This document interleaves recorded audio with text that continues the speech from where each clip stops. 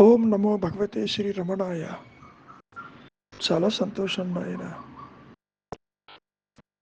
ఎందరెందరో వివిధ మతస్థుల వారు మహర్షుల వారిని దర్శించడానికి వచ్చినప్పుడు వారి వారి దృక్కోణం నుంచి ఎన్నో ప్రశ్నలు అడగటం జరుగుతూ ఉంటుంది.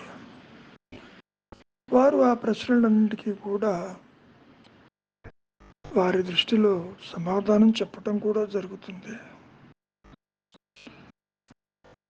ఒక సయ్యద్ అనే వ్యక్తి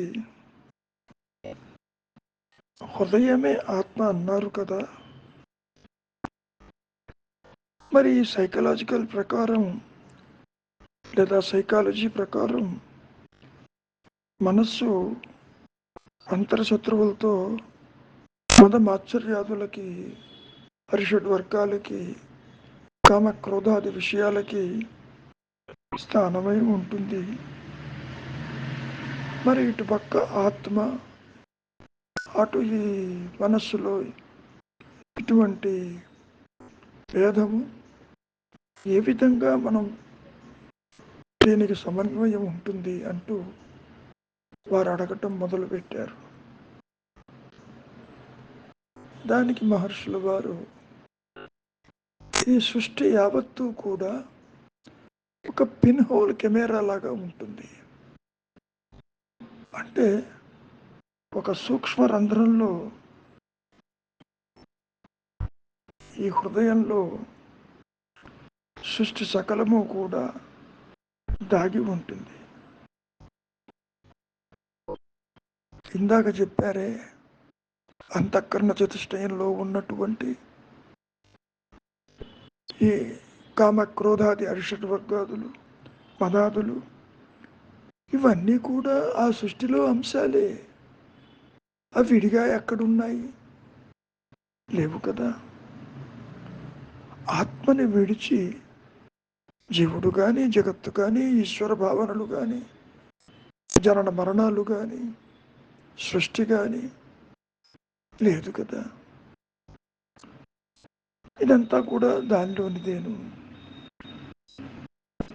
ఇవన్నీ కూడా సృష్టిలోని అంశాల కిందకే వస్తాయి, విడిగా ఏది ఉండదు.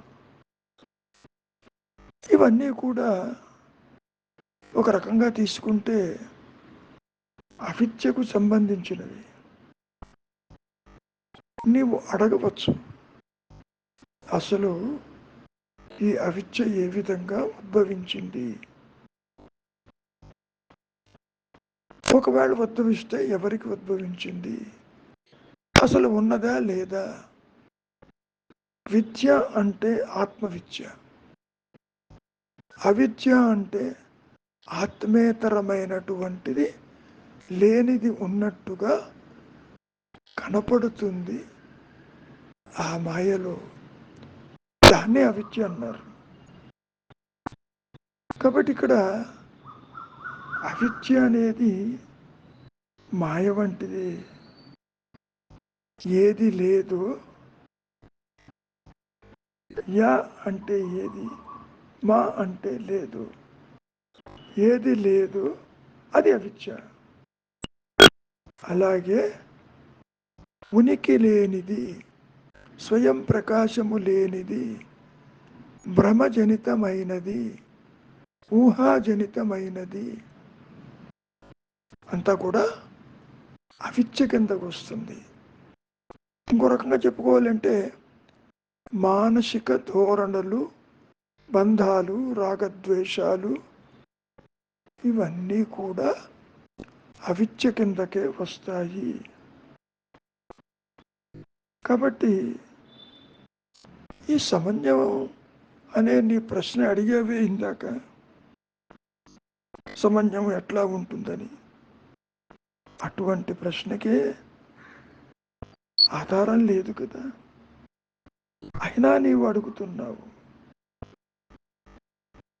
ఆ అడిగే ప్రశ్న ముందు నీవు ప్రశ్నించుకో. ఏమని? ఎవరికి అవిద్య అని, ఎవరికి అజ్ఞానమని, ఎవరికి దుఃఖమని, ఎవరు ఈ అనుభవిస్తున్నారని, ఇదంతా ఎవరు చూస్తున్నారని. చూసేవాడు ఒకడు ఉండాలి కదా. ఈ అవిద్య అనేది పూర్తిగా అజ్ఞానజనితము. అజ్ఞానం అనేది లేనే లేదు. లేనిది ఉన్నట్టుగా నీకు కనపడుతుంది కాబట్టి అది సత్యం అనుకుంటున్నావు. మహర్షులు, శంకరులు ఎంత చెప్పినప్పటికీ సత్యము ఈ జాగ్రత్త స్వప్న సుషుప్తలకు ఆవల ఉంటుంది అన్నప్పటికీ నీవు దేహాత్మ బుద్ధితో ఈ జాగ్రత్తావస్థలో ప్రశ్నిస్తున్నావు. ఎప్పుడైతే నీవు కాని దానితో నీ ఉనికిని ఏర్పరచుకుని అది సత్యమని, నిత్యమని, ఏకమని నీవు భావించటం మరి అవిద్య కాక మరేమిటి, అజ్ఞానము కాక మరేమిటి. దానికి కర్త విషయం ఉన్నది కదా. ఎప్పుడైతే కర్తవే నీవైతే మరి విషయం ఉండదు కదా, అన్యత్వం ఉండదు కదా. ఇది అర్థం చేసుకోవటానికి కాస్త ఇబ్బందే కలుగుతుంది. మామూలుగా ఒక విషయాన్ని గ్రహించాలి అంటే సబ్జెక్ట్ ఆబ్జెక్ట్ రిలేషన్స్ ఉండాలి.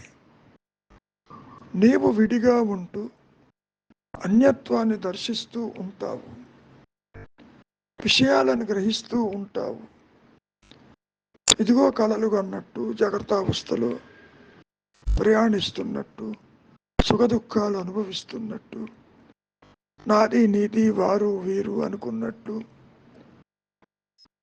సబ్జెక్ట్ ఆబ్జెక్ట్ రిలేషన్స్ ఇక్కడ ఉంటాయి. ఎప్పుడైతే అన్యత్వము లేకుండా, అన్య విషయము తల ఎత్తకుండా, అన్య చింతన తల ఎత్తకుండా నీవే కర్తవై నిలిచి ఉంటే చూచేవాడెవడు? విషయాలు ఎక్కడున్నాయి? లేవుగా. ఇక్కడ కర్త అనే పదంలో సర్వానికి ఆధారమైంది ఆత్మేను. ఆత్మ అంటే జ్ఞానము, జ్ఞానము అంటే ఉన్నానన్న ఎరుక. అదే తనకు తానుగా జ్ఞాన వృత్తి చేత సబ్జెక్ట్ ఆబ్జెక్ట్ తానై ఉన్నది. తన స్వరూపం తానుగానే గుర్తిస్తున్నది. అటువంటప్పుడు సృష్టి ఎక్కడ, జీవుడెక్కడ, జగత్తెక్కడ, జనన మరణాలు ఎక్కడ? ఒక సందర్భంలో మహర్షులు వారు ఈ విషయాన్ని చెబుతూ to know the knower is end of sadhana అన్నారు. నువ్వు ఎంతైనా సాధన చేయి, సాధన చేసేవాడు లేడని, ఉన్నది ఎరుక మాత్రమేనని నీవెప్పుడైతే ఎరుకగా నిలిచి ఉంటావో మరి సాధనకి స్వస్తి చెప్పినట్టే కదా.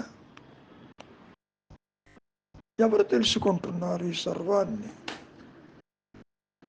తెలుసుకునేవాణ్ణి తెలుసుకోవటం వల్ల అంటే తెలుసుకునే కర్తని తనకు తానుగా నిలిచి ఉండటం వల్ల అవిద్య కానీ, అజ్ఞానము కానీ, ద్వైతము కానీ, జనన మరణాలు కానీ, సృష్టి కానీ అక్కడ లేదుగా. మరి నీవుగా నిలిచి ఉండటం అంటే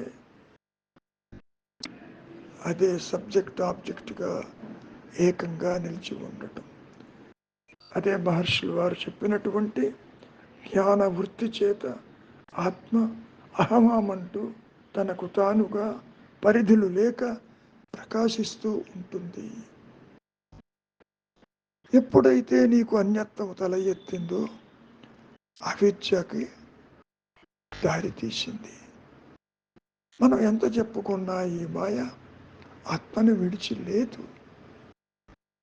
సూర్యుడిలో చీకటి లేనట్లు ఆత్మజ్ఞానమందు అవిద్యకి, జీవుడికి, జగత్తుకి, సృష్టికి అవకాశం లేదు కదా. మంచిది, మౌనమే నీ సహజత్వం.